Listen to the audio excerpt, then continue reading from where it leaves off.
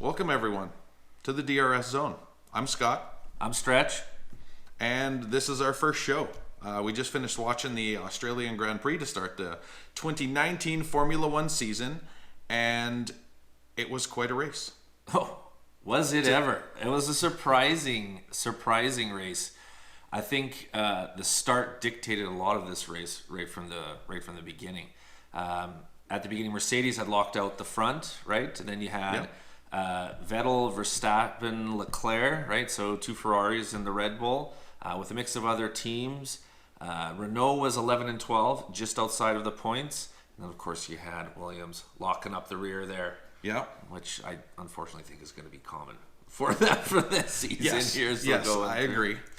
The other thing is the track was pretty warm as well, right? Being in Australia, what time did they start racing? Like 4 o'clock? Yeah. So the temperature goes down a little bit. They said the track temperature was somewhere in the 43-degree range, which, of course, as we all know, turns those soft tires into marbles pretty quick. That's right. And more than half the field had soft tires to start with. Yeah. I think there was like 13 of them. Yeah, that's well. right. So let's get to the start of the race, because always, as we know, the most interesting thing happens within the first 2 to 3 turns of the race, and this was no exception.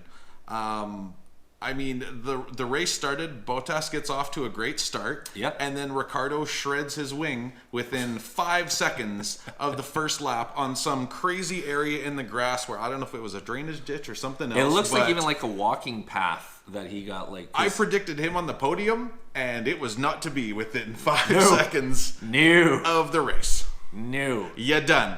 Yeah. And I can't remember exactly what lap they pulled him out on, but It was wasn't just bad luck, because if that was green grass all the way through and not that dip, he would have. I bet you snuck he back didn't in. even know that area of the track was there. No. And that's his home course. Yeah, 100%. 100%. You know, it's like a little bit like Cartman, like, oh, God damn it. Right? They could run that race, I'm sure, a number of times. Certainly didn't happen anything like that in qualifying where anyone hit that. It was just, yeah. So the only thing he could do is pit, and he pits and puts on hard tires right away, and they swap out the wing. Yeah. And then he's behind the 8 ball no matter. Yeah, he's at the back. Yeah. And anyway, spent most of the race back there, and then they just retired him. Yeah. For good reason. So Bottas gets out front, and obviously ends up winning the race, which is crazy because at the start of the race they talked about how only one driver who got pole in the last 7 races has won the race, and now we're 1 for 8 because the driver who got pole, which was Hamilton, didn't. I mean, he was on the podium, he was second, but he didn't win. And Bottas won by a gargantuan margin. Massive. Bigger. What they said on the show, bigger than any other margin in any race last year, and we're at the first race of the year. And even Bottas he didn't even know. Well, he drove his pants off, okay? He outdrove everybody on the grid, and on top of that, his pace was fantastic. Yeah. And even he didn't even know how he went that fast. Yeah, watch out, Raikkonen. We got a new top fin in the game for driving ice cold, right? And even the other teams noticed how fast he was going. Oh, for sure. As Vettel was on the radio going, why aren't we that fast? I believe halfway through the race, and they were looking into it with no answers. So on top of that, that first lap, Hulkenberg moves up 3 spots, okay? Carlos Sainz moves up 4, and Stroll moves up 3 spots as well, which is quite a jump right in that first lap to get that. Especially as they're all mushed together, and Australia isn't known for having great passing zones anyway, so it makes it difficult. And with those huge wide wings, as we saw with Ricciardo, everyone was a little clumsy in those first couple of turns, but it opened it up for some teams, and other teams, well, like Ricciardo, was catastrophic. But yeah, it kind of settles in a bit, I felt, at that point of the race. Lap 9, Leclerc skids off a bit but recovers, right? So it didn't hurt him too much that way. Didn't destroy his front wing. No, sure didn't. Lap 13, Carlos Sainz puts a shrimp on the bobby. Yeah, and cooks his motor out. Little smoke out the back. Wasn't sure if it was turbo or not, but I think they ended up saying that it was the kinetic motor generator that ended up failing. But that car, by the time they got to him, it was on fire. Oh, Yeah. on fire. You know, he was wearing that thing the 7-Eleven suit. Yeah, he could have cooked a corn dog on that fire. Like, no problem. It was no a good thing problem. the marshals got there when they did. So then right after that is the start of some of these teams going as part of the one pit strategy. 100%. So they're running on softs, and a lot of these teams go to mediums with a couple people going into hards, which is obviously their choice out of the strategy. I don't know which ones worked out better. I'd say the mediums worked out better for the majority I would of say people. the mediums worked out better too because the track was cooling, so they could stretch the life out of those tires a little bit better. Yeah, they said by halfway through the race the track temperature had almost dropped in half. Yeah. So that played a huge part in it too, Yeah, right? so now you're not fighting the heat of the track to cool those tires, and then you can up the pace for the heat, right? Yeah. So which is what you Exactly. want to do. I know Raikkonen was the first one really to pit on lap 13, and then Hulkenberg and Perez pits lap 14. Vettel pits after that, and as soon as Vettel pits, Mercedes is going box, box, box, box. Yeah. But right away to Hamilton, just worried about like the undercut, and they didn't do it to Bottas though. So I don't know where that strategy was going on there, but they were more worried about the Hamilton Vettel rivalry from last year, I think, and it kind of showed in the first one because I don't think Hamilton needed to pit right away. No, but because he didn't. Vettel did, they were like, oh shit. Yeah, let's get on it. And they left Bottas out because he accumulated such a gap by lap 21, I think he went and pit finally, that he already had enough room to go right back into second or third and come back out, but he was already that far ahead. And once Hamilton pits, everyone's like, okay, it's time to pit. And they all kind of go in there. And poor Mr. Romain Grosjean has like the most garbage pit ever. Like 10 plus seconds in there. And you can tell the guys are like, they're trying. It's cross-threaded. Oh, I'll just jam it on anyway. Like that's what they did. That's my guess. It's hard on the They're cross just like, thread. oh shit. Well, let's just toss that in there and we'll see how that goes, which does not benefit. No, Mr. he had suspension problems later. Well, I think happened is they stressed out those threads and it stripped. Yeah. Because he said it was suspension when he goes out, which is later on, but you could see that wheel's moving. That's the bolt, man. Yeah, that's that wheel coming right off. That's they cross-threaded that thing. Yep, like that's it. Sorry, the tire. The tire was moving back and forth right off the rim. So whatever. Well, no, happened, it was the wheel. It looked like it was the rim, but it wasn't. That's the brakes, right? Because the brakes are so close. Oh, right. Yeah. There we go. Yeah, it was definitely a mechanic meme cross thread and like not worry about it after, right? Once that first bit of pitting goes on, then you get the dance, right? Now that's the dance of cold tires versus new tires and the guys defending coming and out passing. the pit lane where guys are coming with full DRS down there. Yeah. Yeah, because Bottas only ended up losing one spot when he pit to put him in second, and then he gained that back within a few laps to continue leading the race, and that's 100%. That's really where he At stayed. the 21 laps, they're not even halfway. He's 14 seconds up on Hamilton. Yeah. To which Hamilton was also not understanding why he was so far back. No. Which I don't blame him. No, he's running away with Bottas it by was on lap fire. 21. But here's the thing. There's a couple guys that snuck up earlier in that race. Stroll was one of them, right, into 6th. And then you have Kvyat and Gasly, right, falling 7 and 8. They all had 0 pits at that point. So it looked like in this race, to me, the later pits were definitely benefiting some of these drivers in the mid-pack. Yeah, compared to the everyone in earlier. the points. That's right. Right? That's right. Those other 5 and 6 drivers, and even 8, 9 drivers that were trying to fight their way in there. Yeah. And some of the wild cards, especially, were right in there and right close, and they put on a really good show. 100%. In that first race. One of the things that Bottas had over everyone was gap insurance. Yes. Like, he only lost one spot to Verstappen, and Verstappen still had to pit. So, Yeah. like, realistically, he didn't lose anything. And Verstappen spent the rest of the race chasing Vettel. And Hamilton. Yeah, that's right. That's right. Notable notes with Verstappen in that short couple of laps until he pitted. Honda engine was actually leading in a Grand Prix race. Yeah. That hadn't happened in over a decade. Well, and they ended up on podium, which is a podium to start the year, which is absolutely huge for them and their momentum. I don't want to say like a Honda hater. I think they got lots to prove. They're going good now. Like they look much better than they did last year with McLaren. Good God, they were bad. Yeah, they oh had some. God, It was rough. It was rough to say the least.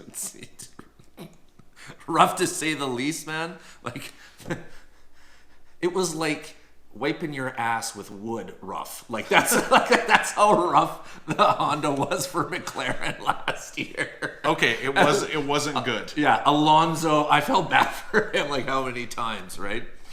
But anyways, after that, newcomer, right? Giovinazzi, right, defends hard against Norris, and you see him lock up tires, and he's spinning like on the corners, And like, the back end's just like, shooting out a little bit as he's shooting trying out. to get traction. 100%, defending hard. I'm gonna give a shout out to our fellow Canadian Lance Stroll. Great pit, stays in the points after his pit. Yeah, and I believe at the end of the race, he was up 7 points from starting 16th to get himself. Now Leclerc pits right around the midway point too, but Leclerc does not. He goes to the hard tires. Yeah, that's right. Which was an interesting choice at that point, right? Because Vettel's running on not the super softs but the mediums. Okay, so in theory they should be faster, and he's losing pace. And a couple laps after that, Verstappen goes around him. Yep. And he shouldn't have been losing pace. And later on, Leclerc comes in behind him and is right on him, and he's on a softer tire. There's no way that should have happened, right? Yeah, Type exactly. thing. So the tire choice was very interesting, I thought, for Ferrari and how they do that. And like I said, the late pit strategy, I think, worked better in Australia than an earlier pit strategy. For most of those Yeah, so guys. earlier pit strategy was in between those like 14 to 21 laps, and that later pit strategy put guys in those late 20s, even 30 laps. So now we're at the halfway point of the race. That's exactly when they retire Grosjean with that wheel problem, and Ricciardo, they pull out too. So now we're halfway through the race and short a couple of extra cars, but really it's still really competitive, especially in that midfield. Now all of these guys have pitted because that was the last pit for everyone. Oh, and the 100%. rest of the race was run out. 100%. You know, like I said, Vettel was definitely losing pace. No, I love Vettel. You know, he's. I do. I know this. I know. But they don't know that yet. Okay, so I love Vettel as like a racer. I enjoy him a lot. I also like making funny German accents and talking about Vettel, but that's a whole nother point. And I like shoeies. Yes. Shout out to Ricciardo. It's too bad I couldn't see a shoey today. Shout out to Ricciardo for being a good sport and hopefully sending us that wing, right? Yeah, we'll link our shipping info below. So if there's any broken F1 parts that any of the teams are just going to throw it in the carbon fiber recycling message bin, us directly. we'll just take them. 100%. Just send them collect. We'll start a collection. We both work at dealerships. We can get parts shipped. Just send it. I know you can't use it. That thing was ran over by the Toro Rosso guy. Yeah, so we'll take it. Yeah, 100%. We'll put it up on the wall or something cool. Just send it our way. 100%. So let's go near the end of the race. There's 10 laps left. You've got a major battle going on for the points at the end, right? You've got Raikkonen, Stroll, Kvyat, and Gasly. They're all battling to try and finish within the point, and they're all close within that too. Yeah. Right. And that's right when all of a sudden the announcers start talking about, so there's this huge, so with 10 laps left, there's that midfield fighting for points, and all of a sudden here comes Bottas. That he has such a lead, they're blue flagging these guys so that they can make way for the guy leading the race. Yeah. Which totally messed up anyone trying to have momentum and pass during that, especially with those laps left. So even though there was a great battle going on, that slowed everyone up a little bit, and that's sort of how they finished. Oh, for sure. Right, like Gasly, who was fighting for a point, even getting near that last lap, but couldn't get it done. And Verstappen in that last 10 finally ended up passing. Well, he passed Vettel before, but he was on Hamilton's butt to get around him. But couldn't quite get it done. Like he even had he overshot one corner, which cost him a little bit of pace. Yeah, there. he overshot. Sorry, what I meant to get at was that he was trying to fight for that fastest lap, and did achieve that in that last 10 laps. But then Bottas comes back around, and gets that extra 26th point with, I think, the second which last is lap. massive. By the way, F1, great idea with fastest lap points in top 10, staying competitive. That's fantastic idea, and the guys are hungry for it. Every driver's trying to shoot for this fastest lap. Yes, right? and they said that all after the race, which was awesome to hear. And you could hear it on the radio even on those last laps, is that little timer kept changing between each driver, making it highly competitive and a little bit more exciting 100%. To end the race, which is awesome, especially if a guy knows that he's just got the last little bit of life and traction left on his tires. Think of last year's battle for number one with Hamilton and Vettel. 10 points then, right in the middle, would have caused huge drama. Just the intensity of it. Yep. Was crazy. So, but Bottas on the second last lap reclaims fastest lap, ends with a 26.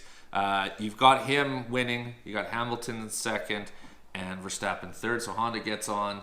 Honda motor gets on the podium, which is huge for them too. And wow, Mercedes, they look good. Yeah, they look reminds really me of good. last year. Yeah, well, and the year before. They looked good for a lot, but in testing they didn't look that hot.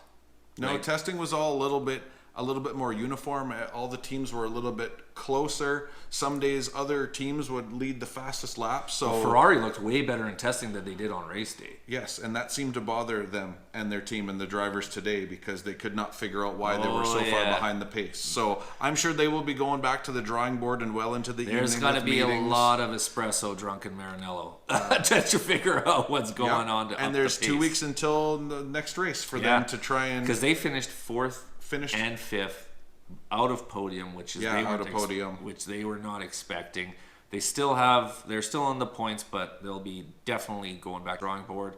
Rest in the points, you have Magnussen in 6th, Hulkenberg 7th, Raikkonen 8th, Stroll, fellow Canadian, in 9th. In the points, right, with Racing Point. Job, lads, woo!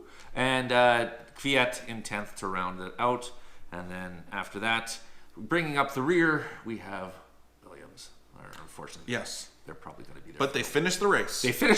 That is important to complete the race. That's and the it's only nice way. to see Kubica back, and doing his thing. And yeah, absolutely. And there's going to be some new racers coming up, so it's going to be interesting. I think F1 looks more entertaining than they did last year, and I thought last year was a better season than the season before. So the new ownership change is looking good. Australia race was good, and 100% I agree that Bottas deserved driver of the day.